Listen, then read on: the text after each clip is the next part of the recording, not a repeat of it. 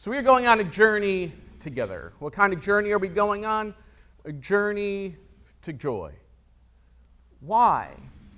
Well, one, when I look out at the world, I believe that the world could use more joy today. And based on last week, when I asked for a show of hands for who felt they could use more joy in their lives, almost everybody either nodded, winked, or put their hands. Some people put two hands up. Some people stood up.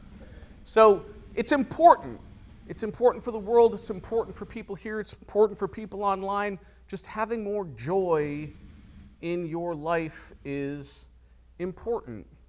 It's also misunderstood, and when things are misunderstood, it is most often important in a community of faith to do these things together. So we don't just kind of all go off in our directions and try to figure out what joy is, but to go on this journey together. The third reason is that it can be learned. Joy can be learned. So it's important, it's misunderstood, and it can be learned. And so it's important that we do this work and take this journey of joy together. Now, last week we talked about a few things. We talked about how joy is not the same as happiness. Right? That the world teaches us kind of that joy and happiness are the same thing, and the words have kind of gotten mixed up and jumbled to mean the same thing, and they don't mean the same thing at all. Joy is not the same thing as happiness. Happiness is derived from external factors. Maybe your health is going well. Maybe your family's doing great and your friends are doing great. Maybe you got a job. Maybe you're excited about a purchase you made. But the thing is that the happiness is driven by external factors. And if those external factors change, then that happiness can very easily be driven right out of you, whether you want to be happy or not. You can try to be as happy as you want, but if those external factors are happening, you are not going to be happy. But it is possible to have joy despite all of that. Joy is different than happiness. You can have that joy in the midst of all of this, despite of what all those external factors are bringing. And last week, we said one of the things that you can do to build joy is to learn to find opportunities to offer appreciations to other people. And we gave cards in different ways that you could go and offer somebody this, or you could just go to somebody yourself, or you could call somebody or write somebody, but we gave you some tools that would just make it easier for you to be able to do that. Did anybody do that? All right. Who's willing to tell me what the response was when you did that? All right. I'm not going to go to everybody. We're not going to do this all day. Just want to hear. Is it on? It's on, right in your mouth, though, right there, right up front. One blessing I had was close to the mouth. One blessing I had was David had surgery on Friday on his knee, and we had an Uber driver, and I told him about our church. I handed him a card with a pocket prayer shawl. He was overwhelmed. He said he wanted to be a part of this church. Yeah. Wanted to bring his children. I was also able to give those cards out to 8 members of the hospital, nurses and doctors who helped David on his way. Wow.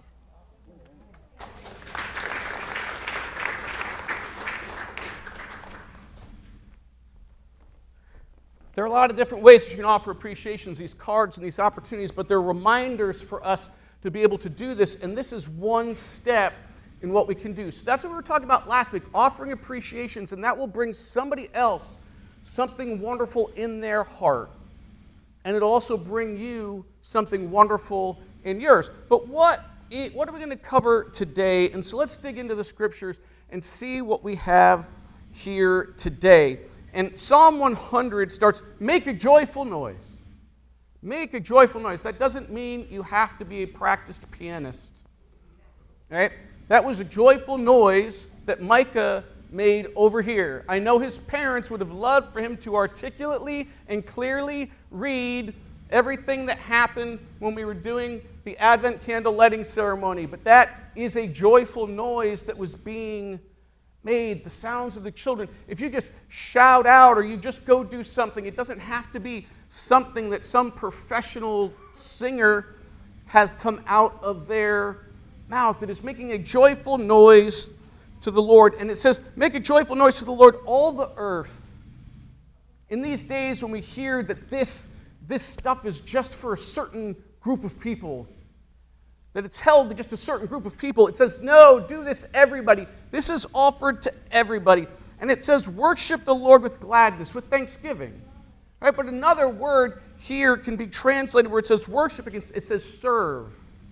Serve the Lord with thanksgiving, with gratitude. So shout and be grateful. A joyful noise to be grateful, but also you can serve God by offering gratitudes and thanksgiving. Come to God's presence with singing. Enter his gates with thanksgiving.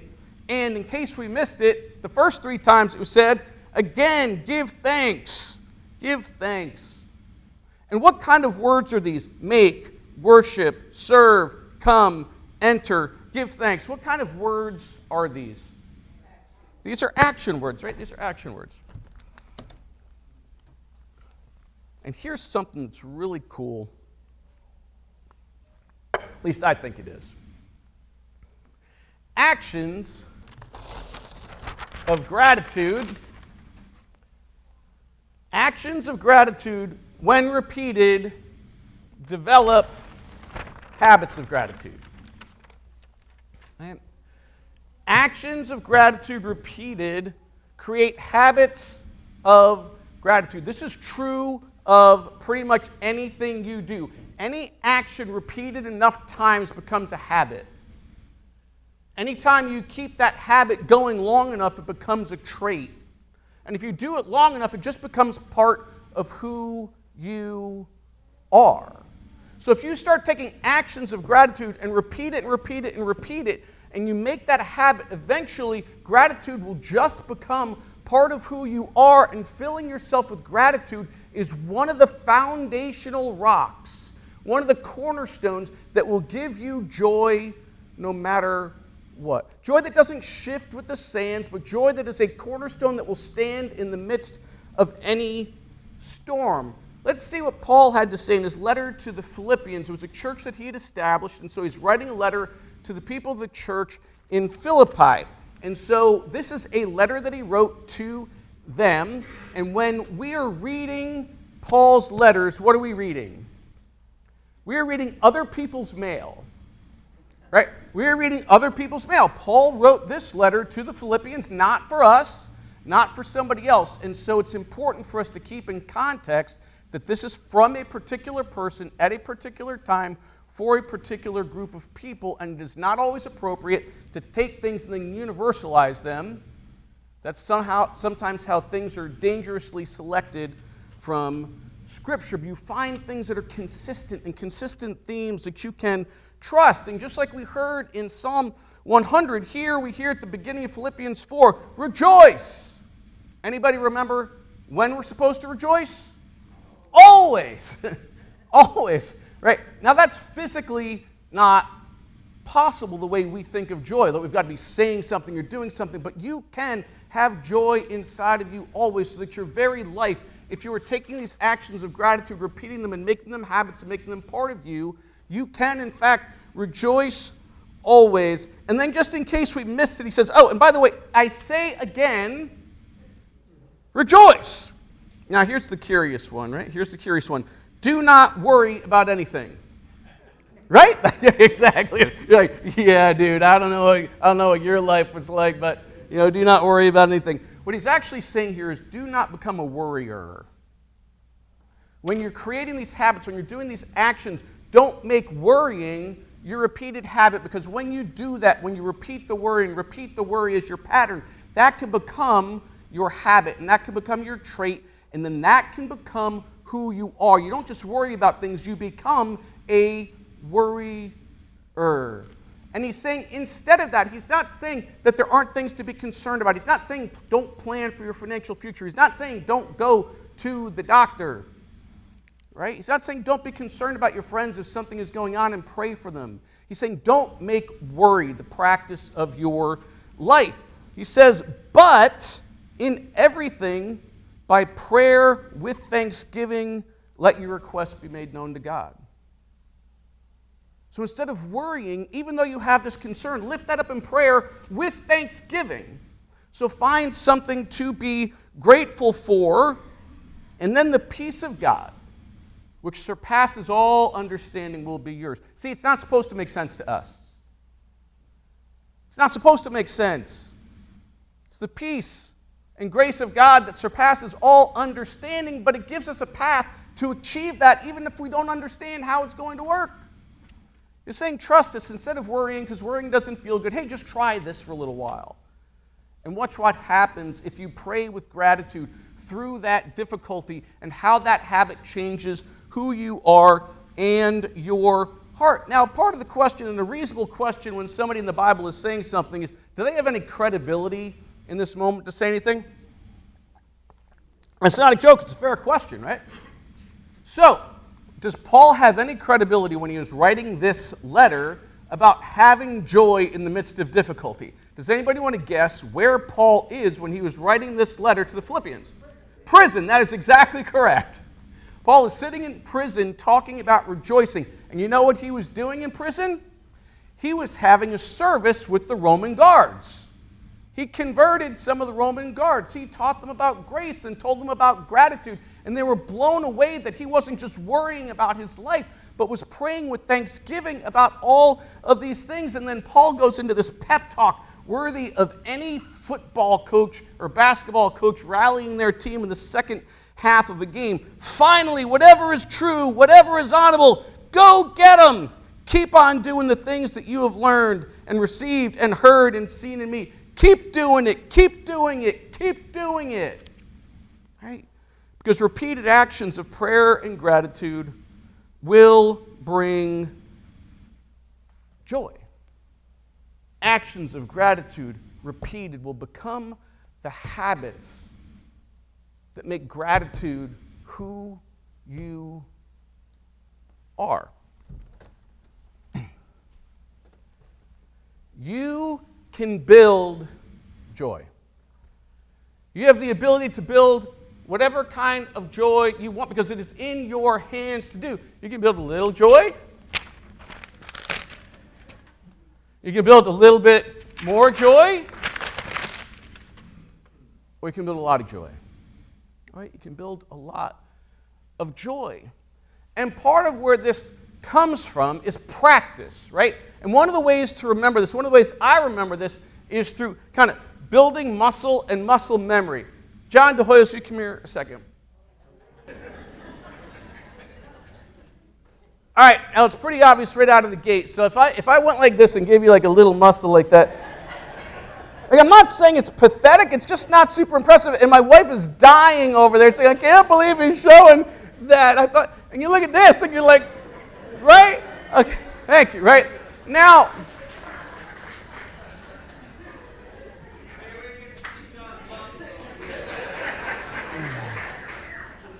maybe we'll do a calendar for a fundraiser someday.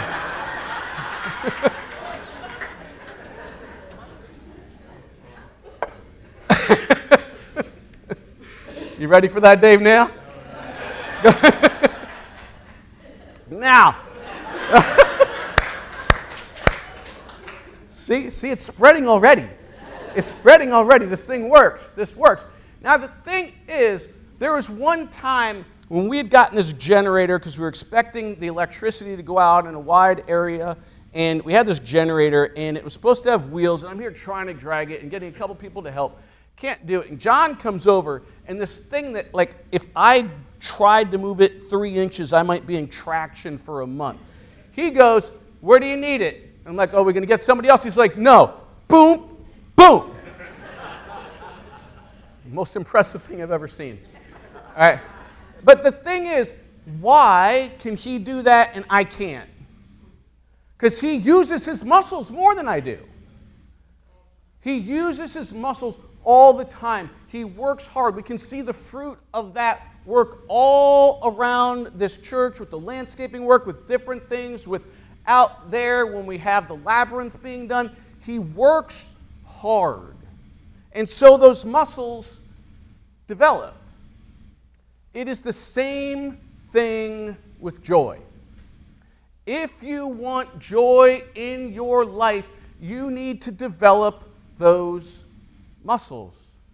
You need to take the actions to practice the gratitude so it becomes a habit, to become part of you, so that that becomes what you do. And that will in turn, as you grow those muscles, will become muscle memory that you will not just have to think about it like having cards to go out and do it, which are still out there. And if you need more of them, take as many as you want. We'll get more. So you can have these cards to give to people, or you'll find your own way to do this. But it will just become something you naturally do because you will start to see more things to be grateful for. You'll see more people worthy of appreciation, and you can continue to do that, and it just becomes your muscle memory that grows and grows and grows, and that is how joy grows. Not waiting for something good to happen, not waiting for the things on the news to change so that the external factors get better. No, it is doing that work in prayer and appreciation and gratitude that builds those muscles that are there for you to use in the midst of it all, whether the external factors are good or the external factors are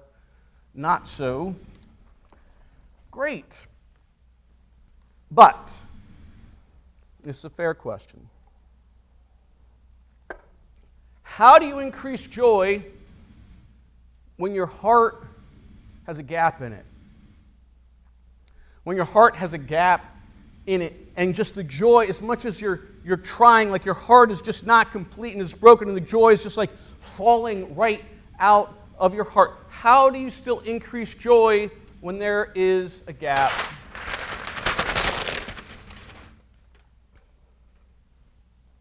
Fill the gap. Fill the gap. And the way to fill the gap is through gratitude, appreciation, and prayer. You can take my word for it. You can take the scriptures that we heard today from it. But between those two scriptures, it says, have gratitude, offer thanksgiving, appreciations to others and to God, and to pray, and to just keep doing it over and over and over until that action, repeated frequently enough, becomes the habit, that becomes the trait, that becomes just a part of who you are, building those muscles of joy that cannot be taken away by the external factors of the world.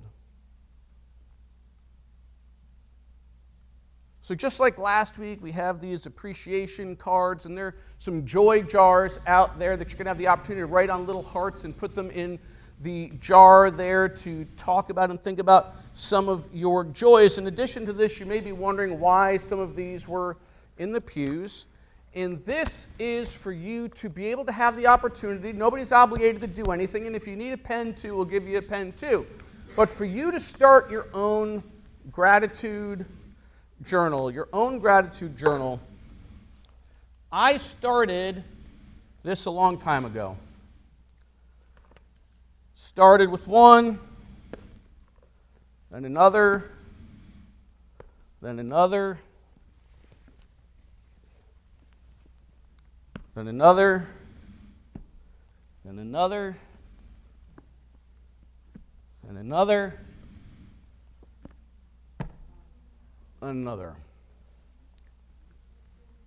Once you start doing this, I began seeing more things to be grateful around me. They don't have to be profound. They don't have to be enormous things. They don't have to be things that you're searching for. It could be the same thing every day sometime, but I encourage you, if you don't do this practice, take some time at some point in the day. And I know it drives my family crazy sometimes, but almost every morning I make sure to close myself in a room and take time to pray, to think about what I appreciate, and then write in a gratitude journal for those things, because this has changed my life. This has made me a better person. It has made me more joyful in my life despite what is going on. And this hasn't changed any of the negative things or positive things that happen. But it has built those muscles that will enable me to hold on to that joy in the midst of it all. And if you do this, it will happen for you as well. And if you do this and you fill one out and you get one done and you're like, I don't know where to get another one of these and you can't afford one, we will buy you as many gratitude journals as you would like to get. And as a matter of fact, I'll get you some of the fancier ones like this if you make this a part of your life. If you want to build more joy in your life, you need to do the work. You need to build the muscles and build the muscle memory, and you do that by filling the gap in your joy. Prayer, appreciation, and gratitude. And if you do that, your life will be filled with more joy. Joy that exists in the midst of it all, and your joy, because of your appreciation and your gratitude, will inevitably impact people around you and will inevitably make the world a better place. Imagine that. Imagine you having that joyful, practiced heart of gratitude, appreciation, and prayer. And what that can do for you, and then what that can do, that energy around that impacts others in the world. Because far fewer people than we have here have made enormous impacts in this world. And so I just ask you just to try it throughout Advent. Try this appreciation thing. Try this gratitude thing and see how it works. Because I think it's going to build those muscles. I think you're going to like doing it. I think you're going to have more joy in your life. And I think this place is going to change the world. Amen.